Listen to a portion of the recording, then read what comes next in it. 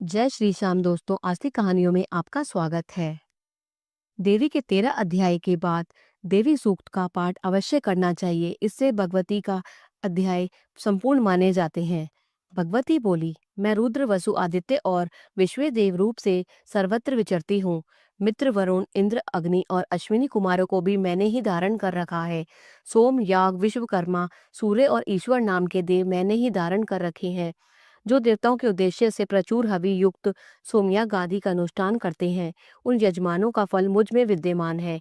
इस ब्रह्मांड की अधिष्ठात्री पार्थिव और अपार्थिव देने वाली मैं ही हूँ। ब्रह्म साक्षात संविद ज्ञान रूपा मैं हूँ। यह ज्ञान ही उन सब उपासनाओं का मूल है। मैं ही अनंत जीवों में प्रविष्ट हूँ। देवता इस प्रकार अनेक भावों से मेरी उपासना करते हैं।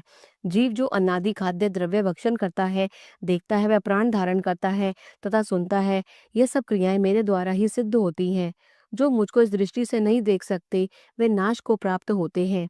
हे सौम्य, तुमने जो तत्व कहे हैं उन्हें श्रद्धा पूर्वक सुनो। मैं ये उपदेश स्वयं दे रही हूँ।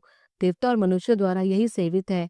मैं जिसे चाहती हूँ उसे उच्च पद प्रदान करती हूँ, ब्रह्म बनाती हूँ तथा ऋषि और सर्वज्ञान संपन्न सुमेधा बनाती हूँ। रुद्र के लिए धनुष खींचती हूँ। इस प्रकार मैं सर्वत्र व्याप्त हूँ। मेरी आत्मा ने जगत पिता को उत्पन्न किया। इसके ऊपरी भाग में आनंदमय कोश के अंदर विज्ञानमय कोश में तेरा कारण अवस्थित है। मैं समस्त भुवनों में प्रविष्ट होकर रहती हूँ। स्वर्गलोक में मेरे शरीर से स्पृष्ट है। मैं जल वायु की भांति प्रथित होती हूँ। तभी ही यह सारी सृष्टि आरंभ होती है। इस स्वर्ग तथा मृत्यु लोक के परे भी विद्यमान हूँ। यही तो मेरी महिमा है। जय माता की।